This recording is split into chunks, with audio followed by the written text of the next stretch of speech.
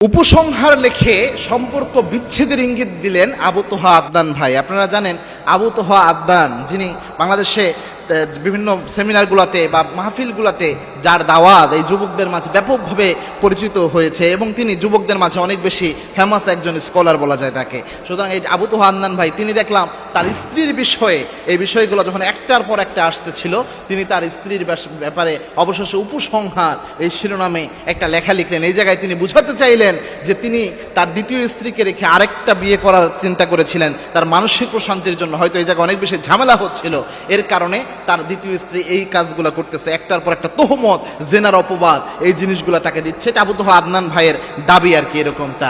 তবে এখানে তার স্ত্রী অনেকগুলো অভিযোগ তার ব্যাপারে এনেছেন। এখানে যাই আসুক না কেন, এখানে এই বিষয়টা আমি টেনে আনার কারণ হচ্ছে এখান থেকে একটা জিনিস শিক্ষা হচ্ছে, ঘরের জিনিস কখনো বাইরে বলতে হয় না।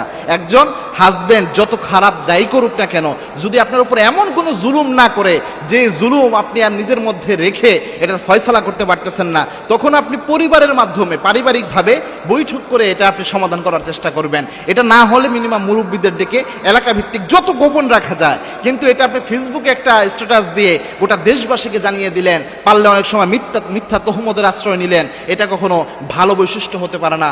এবং একজন স্বামী তার স্ত্রীর জন্য পোশাক স্বরূপ, পোশাকের কাজ হচ্ছে কি, আরেক পোশাকের কাজ হচ্ছে আপনার শরীরের গোপনীয়তাকে ঢেকে রাখা। এখন পোশাকই যদি গোপনীয়তাকে উন্মুক্ত করে দেয়, তাহলে এর চেয়ে বড় আফসোসের কারণ তো আর কিছু হতে পারে না। কেননা আল্লাহ কোরআনের ঘোষণা, এটা স্বামী স্ত্রীর সম্পর্ক কেমন হবে। আল্লাহ রাব্বুল আলামিন নিজে জানিয়েছেন, হুন্না লিবাসুল লাকুম ওয়া আনতুম লিবাসুল লাহুন্না।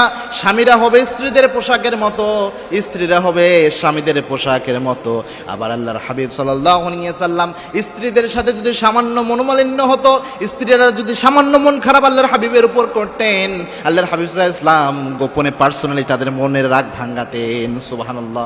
আবার আল্লাহর হাবিব সাল্লাল্লাহু আলাইহি ওয়াসাল্লামের স্ত্রীরাও আল্লাহর হাবিবের মেজাজের দিকে সবচেয়ে বেশি খেয়াল রাখতেন। সবচেয়ে বেশি মহব্বতপূর্ণ আচরণ স্বামী স্ত্রীর মধ্যে ছিল। এখন স্বামী স্ত্রীর এই মহব্বতপূর্ণ আচরণ নিজেদের মধ্যে না থেকে এটা যদি পাবলিকলি প্রচার করা হয়, আবু তোহা আদনান ভাইয়ের ব্যাপারে যখন এইভাবে পাবলিকলি এই জিনিসগুলো দেওয়া হয়, তার একটা বিশাল ভক্তবৃন্দ রয়েছে, এই সকলে আহত হয়। এবং তার বক্তব্য শুনে আর কোন সাইড উপকার হয়েছে না হয়েছে, আমি একটা জিনিস লক্ষ্য করেছি, তার বক্তব্য শুনে অনেক যুবকরা হারাম রিলেশন থেকে বের হয়ে এসেছে, অনেক যুবকরা এই রিলেশনের মধ্যে জড়াবে না এই অনুপ্রেরণা পেয়েছে। তো এই ব্যক্তির ব্যাপারেই যখন এই অভিযোগ আসে, তখন কিন্তু একটা উম্মাহের মারাত্মক ক্ষতি হয়। বলতে পারেন একজন আলেমের সাথে উম্মার সম্পর্ক কি? হ্যাঁ, এটা ঠিক, একজন ইসলাম কখনো বা এই মুসলিম উম্মা কখনো কোনো আলেমের মুখাপেক্ষী না।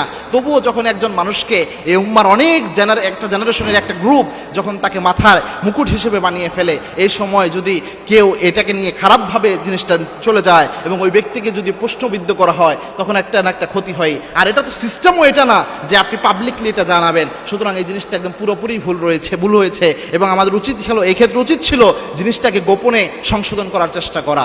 এবং কি আল্লাহর হাবিবের এই হাদিসটা মনে রাখা, আল্লাহর হাবিব সাল্লাল্লাহু আলাইহি ওয়াসাল্লাম জানিয়েছেন, মান সাতারা মুসলিমান, কোন মুসলিম যদি আরেক মুসলিমের সতর হয়ে যেতে পারে, তার দোষগুলো গোপন রাখতে পারে, তাহলে আল্লাহ রাব্বুল আলামিন তার দোষ কিয়ামতের দিন গোপন রাখেন। এই জন্য একজন স্ত্রীর কর্তব্য হচ্ছে স্বামীর জন্য যদি কোনো ভুল হয়, গোপনে তাকে সংশোধন করে দেওয়া, গোপনে তাকে সংশোধনী দেওয়া। আল্লাহ এটা বোঝার তৌফিক আমাদের দান করুন। আল্লাহুম্মা